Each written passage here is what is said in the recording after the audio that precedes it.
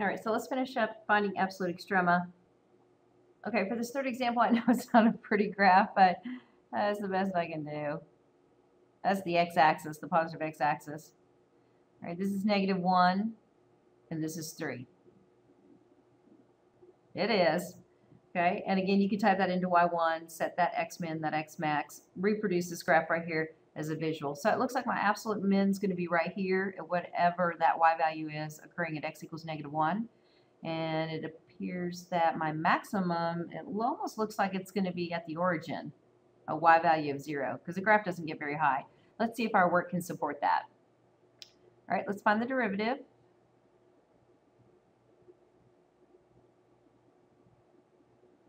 Okay, 3 times 2/3 would be 2x to the -1/3 if I use the power rule. All right, so for step 1, find the critical numbers. Let's first explore where the derivative might equal 0.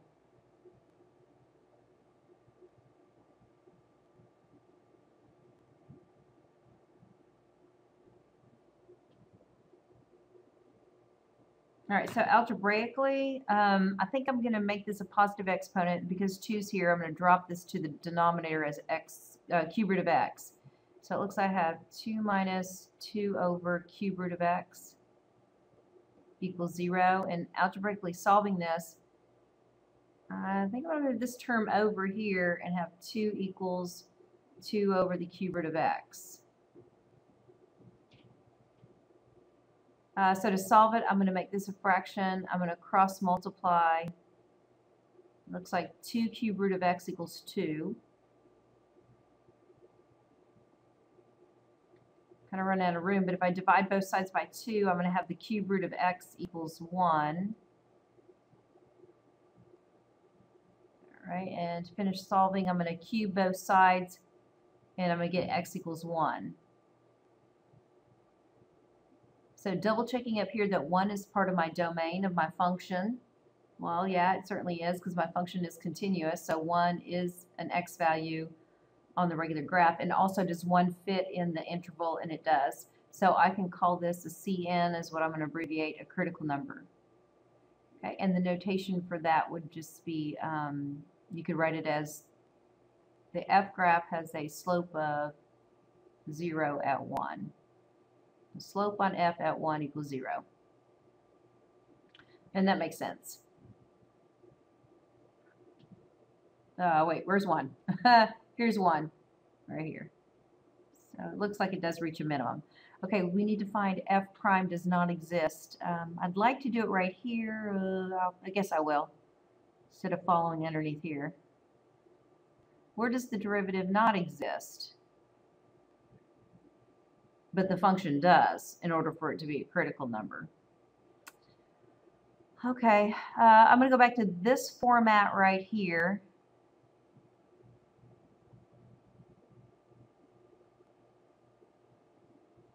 All right, let me set it equal to a does not exist situation. I can't cross multiply until I get a single fraction here. So that means I'm going to have to multiply this value right here by cube root of x over cube root of x. So taking care of that math and rewriting it as a single fraction, I'm going to have 2 cube root of x, and then I still have the minus 2 here, equals 1 over 0. The 2-column process is kind of nice. The only kind of bad thing here, the disadvantage might be that you have to rewrite as a single fraction so you can cross multiply. All right.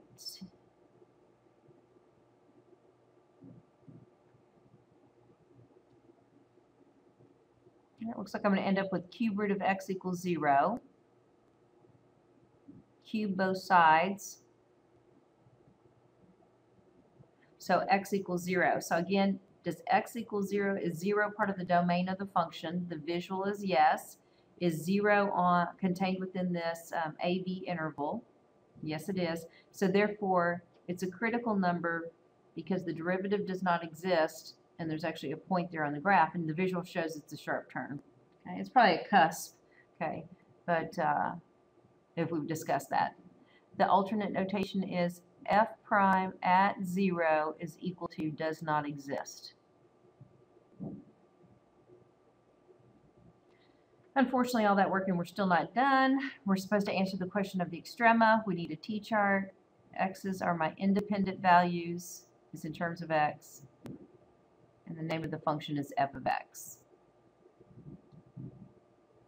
So we're on step 2 and 3.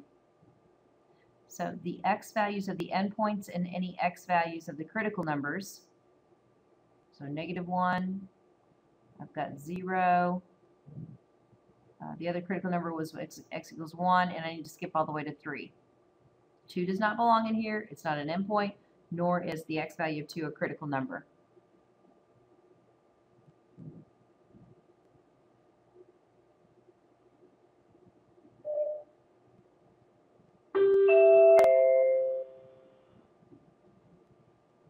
Okay, the final step is to plug each of these values into the original function, get outputs, figure out what's the biggest, the smallest, and then respond to the question.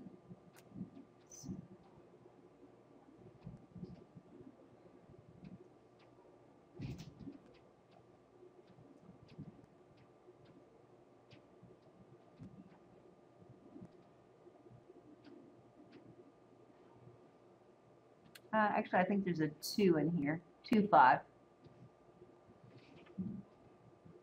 Right. The graph assists us in understanding these values. The smallest y value is -5, which must be occurring at x equals -1. The largest value is actually 0, and it occurs at an x value of 0. So we have our absolute extrema.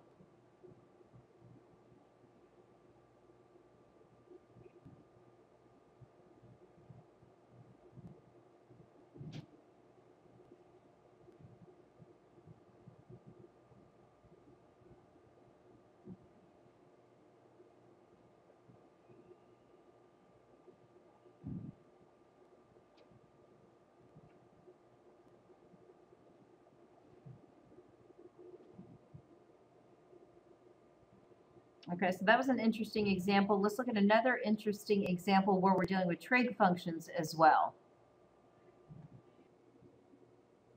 All right, so for example 4, as sad as it looks, this is my graph over here.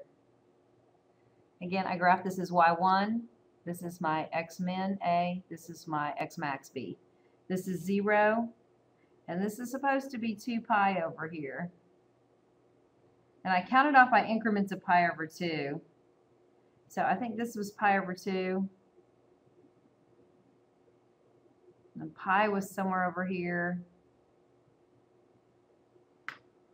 And then 3 pi over 2 is about right here. So yeah, my scale's off. And for this graph, even though my picture doesn't show it, okay, these both right here bottom out at the same y value. So right here and right here, I should reach down to the same y value. All right, just analyzing our graph right here and considering the topic of absolute extrema, it looks like I have an absolute max, whatever this y value is, occurring at pi over 2. And it looks like I have an absolute min occurring at an x value of pi, and right here as well, whatever that x value is. We only have one absolute minimum. It just happens to occur at 2 x values. Okay, so let's come over here and do the work that supports what we see happening over here. So let's find the derivative. So the derivative here is 2 cosine x. And oh joy, we get to use the chain rule here. The derivative of cosine is negative sine, so we'll adjust to make that plus. And instead of writing down sine of 2x, I'm going to remind myself that I have to find the derivative of 2x, so that would pull the 2 up front. So plus 2 sine, that's supposed to be 2x. Okay.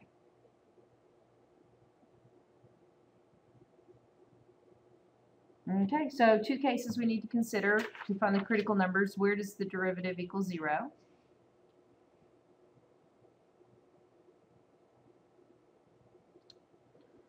All right, so let's set that derivative equal to 0.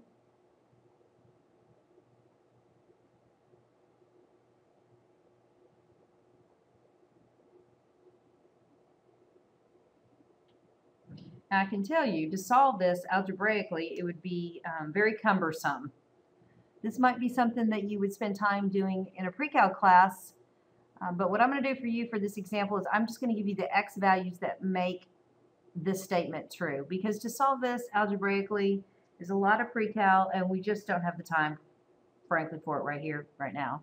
So what are the solutions that fall on the interval from 0 to 2 pi that would make this true? We're just going to record these critical numbers.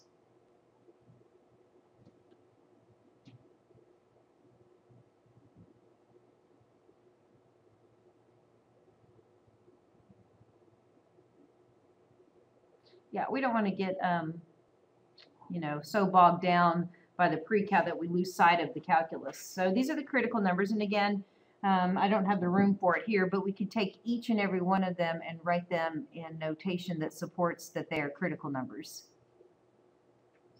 As an example, to remind you, we could write it something like this. So all of these are critical numbers because these are x values that belong to the domain of the function, which is continuous, okay, that make the first derivative 0. All right, let's see if we can make the graph help us understand why these are critical numbers. So pi over 2 is right here, and it definitely looks like we have a 0 slope. 7 pi over 6 is probably right here, a little bit past pi, so definitely have a minimum there, a 0 slope. 3 pi over 2 is here. We have definitely a 0 slope at that relative maximum, that maximum in this neighborhood. I know that's kind of a new word there, but that's foreshadowing what's to come up. And then right here, this x value must be 11 pi over 6. All right, so everything looks good. Let's find out where the first derivative does not exist.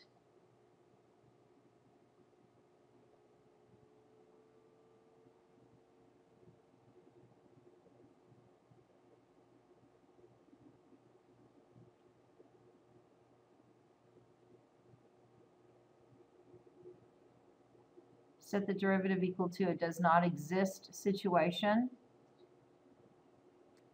Cross multiply, 1 won't equal 0.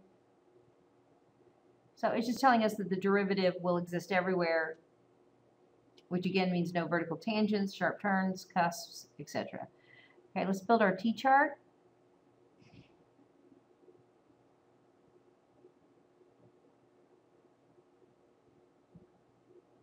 So our intervals, endpoints are 0 and 2 pi, and then I'm going to have to include all these values here in my t-chart as well.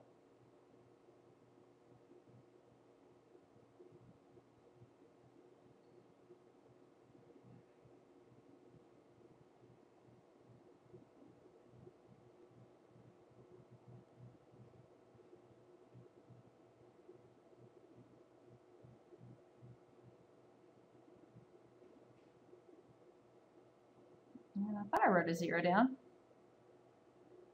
And then you'd find the functional value at each of these right here, and just to save time, instead of having to write down f of 0, f of pi over 2, etc., I'm just going to give the output values. So, -1 here.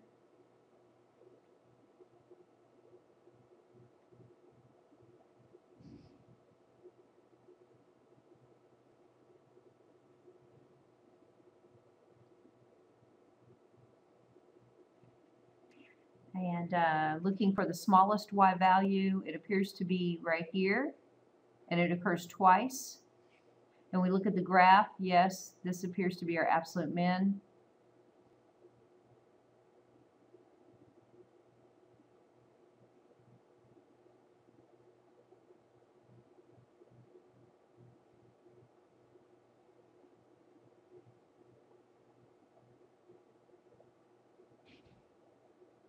And I only have 2 x values at which this is occurring, so I'm going to go ahead and record both of them.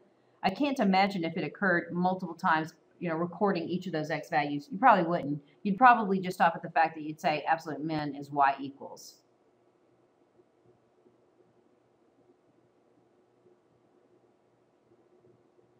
The greatest y value is 3. And that occurs at pi over 2 like we first thought when we looked at the graph.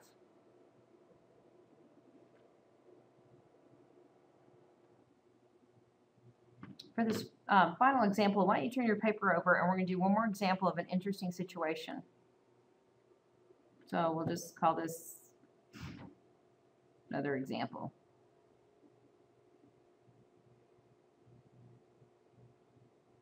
On the front side of this worksheet, the example numbers that I used refer to pages in the book. So when I just say example, it's not connected to anything in the book, it's just my example. Okay, let's consider this rational function.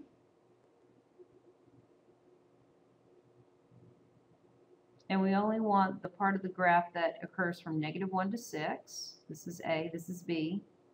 Type this into your calculator, x min, x max.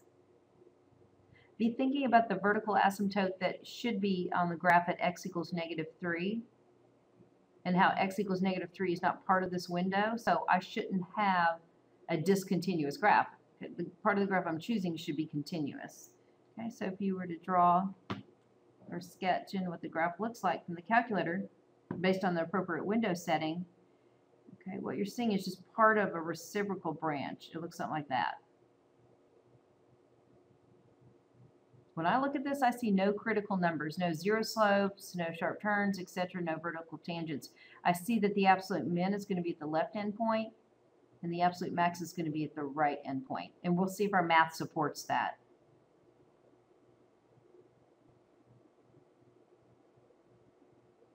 Okay, so we're going to go ahead and find the first derivative, and that's going to require us to use the quotient rule. And in the interest of time, I'm just going to write down the answer that I found by using the quotient rule, but I encourage you guys to be able to find that on your own. All right, so where's the first derivative equal to 0?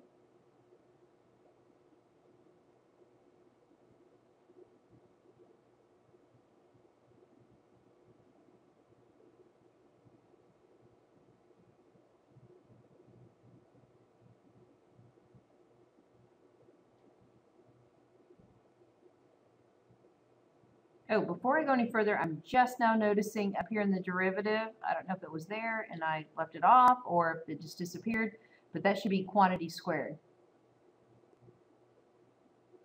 which I just wrote in again and it's not showing up. There it is. All right, back to the first derivative equals 0. Let's cross multiply. So we're going to get 3 equals 0. False statement. What does that tell us? There are no x values at which the slope is 0. The graph confirms that. No critical numbers where the slope is 0.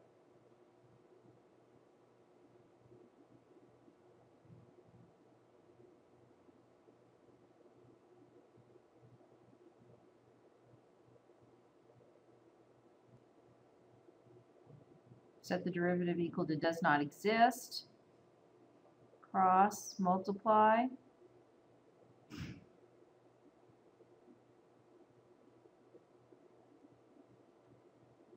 Extract the roots. This would be positive, negative, but it's just 0, so it's just 0.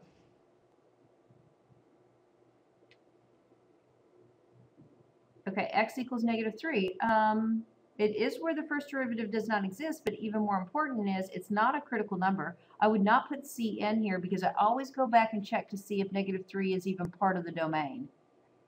And since x equals -3 is not even part of the domain because there's a vertical asymptote, it couldn't be a critical number even if I had a bigger interval for a and b.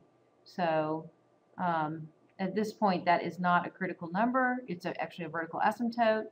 I have no critical numbers, so your t-chart is only going to contain the 2 x values at the endpoints. So without a graph to look at, this is kind of how the progression of your work would kind of move forward. So f of -1 and f of 6. I haven't done this one yet, so let's see, x is -1 over 2, so that'd be -1/2. Okay, that makes sense. And plug in 6, that'd be 6 over 9, which is 2/3.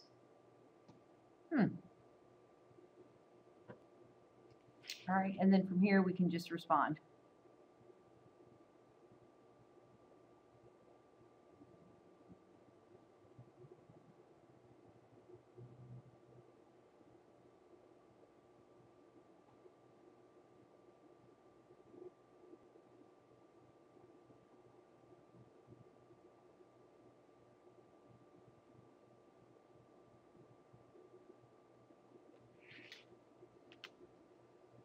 So thanks for hanging in there with this crazy pen. Okay, and so that's your look at finding absolute extrema or just finding extrema on a graph.